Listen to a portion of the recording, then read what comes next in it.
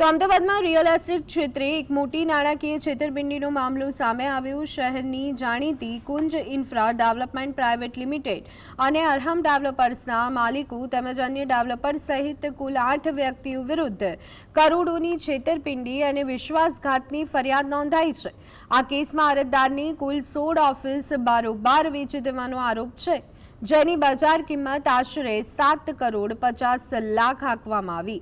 અરજદારે વર્ષ 2011 થી 2024 દરમિયાન કુંજ ઇન્ફ્રા ડેવલપમેન્ટ પ્રાઇવેટ લિમિટેડ તથા તેના માલિકો કેયુરભાઈ અને કિરણભાઈ વિરુદ્ધ નામદાર કોર્ટમાં દાવો દાખલ કર્યો હતો। આ દાવો પાછો ખેંચવા માટે કેયુરભાઈ અને કિરણભાઈએ Sevantilal ફકીરચંદ and company private limited અને અરહમ ડેવલપર્સના માલિક અજય ફકીરચંદ ગાંધી સાથે મળી અને સમજૂતી કરી હતી।